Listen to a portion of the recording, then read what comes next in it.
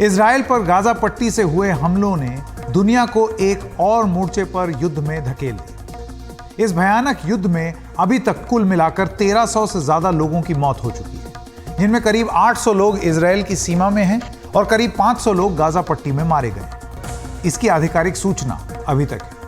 यह पूरा वाकया शुरू हुआ शनिवार सुबह, जब गाजा पट्टी से हमास के लड़ाकों ने एक साथ कई तरीके से हमले शुरू किए।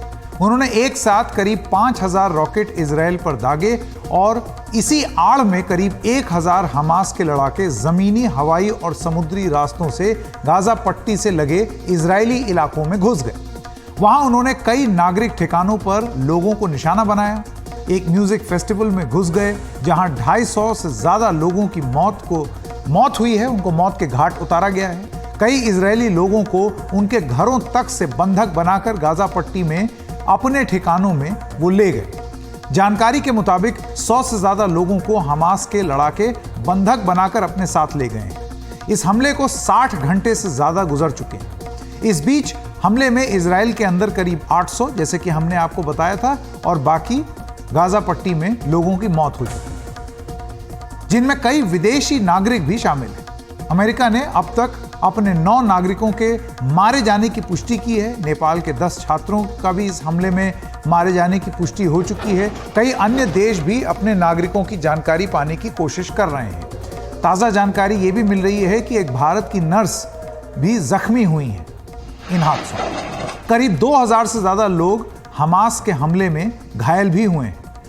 हमास के हमलों के बाद 48 घंटे तक इजराइल के दक्षिणी इलाकों से हमास के लड़ाकों को खदेड़ने और मारने की कार्रवाई जारी रही। हमास के हमले के तुरंत बाद इजराइल ने जो जवाबी कार्रवाई की है, उसके तहत गाजा पट्टी में हमास के 20 से ज्यादा ठिकानों पर ताबड़तोड़ बमबारी की गई। इस बमबारी में मरने वालों की तादाद, जैसे कि हमने अभी थोड़ी देर पहले आपको बताया, 500 पहुंच चुकी है। इजराइल ने कहा है कि वो अब एक युद्ध लड़ रहा है, वी आर एट वॉर, और इसमें अब जो भी होगा उसकी जिम्मेदारी हमास की होगी, हमारी नहीं। इजराइल के रक्षा मंत्री ने कहा कि उन्होंने गाजा पट्टी की पूरी घेराबंदी कर दी है। वहां से आने वाले पर और जाने वाले पर पूरी तरीके से रोक लगा दी है। वहां से कोई आ जा नहीं सकता। इजराइल ने वहां की बिजली काट दी है। खाने की सप्लाई और पानी की सप्लाई लाइन भी काट दी। इजराइल की सेना, इजरायली डिफेंस फोर्स के बयान में यह कहा गया है कि हमास का यह हमला अमेरिका पर हुए 9/11 हमलों की तरह ही है, जबकि भारत में इजराइल के राजदूत ने इसकी तुलना 26/11 के मुंबई हमलों से की। इस बीच अमेरिका ने भी अपने जहाजी बेड़ों को इजराइल की मदद के लिए भूमध्य सागर में तैनात कर दिया है। अमेरिका के लड़ाकू विमान भी जरूरत पड़ने पर इजराइल की मदद के लिए तैयार है। उधर इजराइल के गाजा पट्टी से लगे हुए इलाकों में अब भी हमास के हवाई हमले जारी हैं। इस पूरे इलाके को पहले नक्शे पर देखते हैं। अब ये नक्शा आपके स्क्रीन पर है। नीले रंग से ये है इजराइल आपके स्क्रीन पर, और हरे रंग आप देख सकते हैं, ये जो थोड़ा सा उभरा हुआ जो इलाका आप देख रहे हैं, ये आप देख सकते हैं, ये फिलिस्तीन इलाके। फिलिस्तीन यहां 2 इलाकों में बटा हुआ है।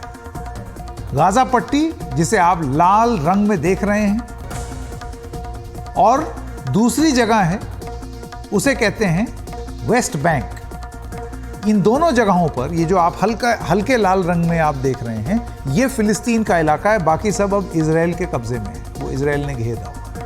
वेस्ट बैंक इजराइल के उत्तर पूर्व में है। वेस्ट बैंक की सीमा एक और जॉर्डन से लगती है और बाकी 3 तरफ से वो इजराइल से घिरा हुआ है। गाजा पट्टी में चरमपंथी संगठन हमास का कब्जा है, जबकि वेस्ट बैंक में फिलिस्तीनी अथॉरिटी का शासन। इस मैप में गाजा के करीब 10 किलोमीटर दूर आप एस्केलॉन शहर देख रहे हैं। जो एस्केलॉन, यहां पर एनडीटीवी की टीम पहुंच गई है और सुबह से रिपोर्टिंग कर रही है। इजराइल में इस युद्ध को कवर करने के लिए हमारे 2 सहयोगी उमाशंकर सिंह और कादम्बिनी शर्मा इसी एस्केलॉन शहर में हैं और वहां से अपनी रिपोर्ट्स भेज रहे हैं।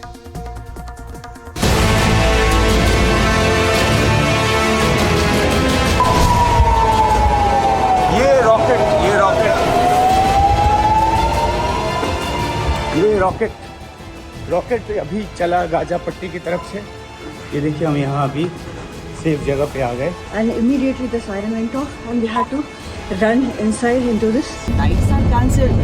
Obviously people are scared of going to war like areas. लोगों को अभी भी पता नहीं है कि सभी टूरिस्ट जो है वो भगाए गए हैं या नहीं। जो एयरपोर्ट की तरफ जाने वाला रास्ता है वहाँ पे लगातार जो चौकसी है वो बढ़ती जा रही है। जवाबी कार्रवाई तो शुरू कर दी गई है। बख्तरबंद गाड़ियाँ जो हैं वो लगातार जा रही हैं।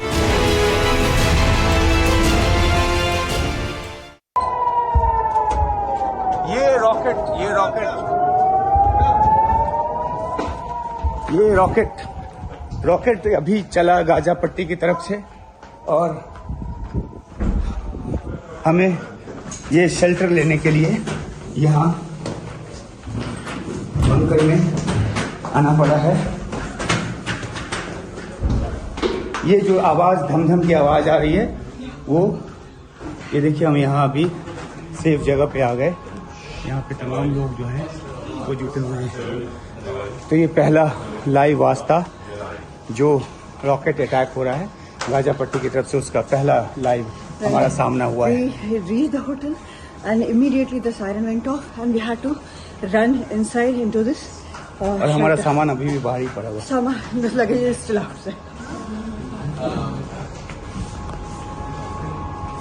गाजा पट्टी से हमारे जो सहयोगी हैं हमले का अंदेशा होते ही अपने नागरिकों को, जैसे कि आप देख रहे हैं इस रिपोर्ट में भी कि किस तरीके से ये भागे, उमाशंकर सिंह और कादम्बिनी शर्मा, ये लगातार हो रहा है वहाँ पर। तो अपने नागरिकों को भी अलर्ट करने के लिए इजरायली प्रशासन जो है वो सायरन बजाता है।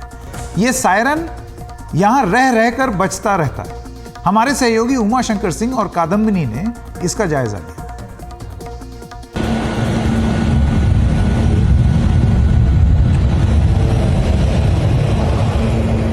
अभी अभी यरूशलेम और पूरे इज़राइल में सायरन की आवाज़ जो है वो सुनाई पड़ी और उसके साथ ही धमाकों की आवाज़ जो लगातार आ रही है वो तो आ ही रही है। देखिए जहाँ अभी मैं हूँ इस तरफ जो है वो गाजा है और जो कल रात को भी रॉकेट आया था वो इस तरफ से आया था और ये इजराइल की तरफ आता है और जैसे ही ख़तरे का अंदेशा होता है उसके बाद जो है वो सायरन जो है बजना शुरू हो जाता है। कल भी हमें बताया गया जब हम रात को आ रहे थे कि सायरन की जब भी आवाज़ आए तो सुरक्षित जगह पर जाकर आप अपना जो पनाह है वो लें।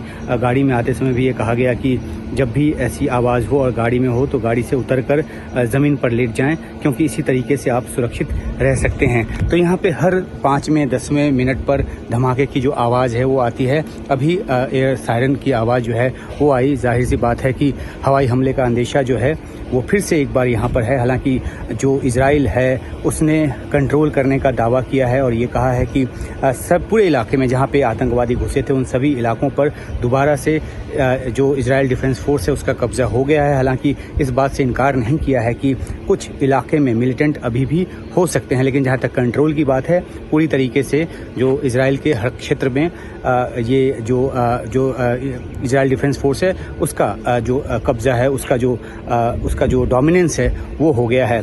तकरीबन 3 लाख जो रिजर्विस्ट हैं उनको जो मोबिलाइज करने की जो बात की गई है वो यानी कि वैसे जो सेना के जो लोग जो कि पहले रिटायर हो चुके लेकिन अभी भी अपनी सेवा दे सकते हैं। तो ये एक तैयारी दिखाता है किस तरीके से जो इजराइल है वो जवाबी कार्रवाई के लिए तैयारी कर रहा है।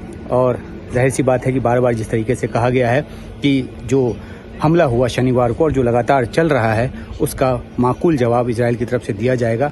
तो इस एयर सायरन और इस तरह के धमाकों के बीच हम आपके लिए रिपोर्ट लेकर आ रहे हैं, आते रहेंगे। अश्केलॉन से उमाशंकर सिंह, NDTV इंडिया।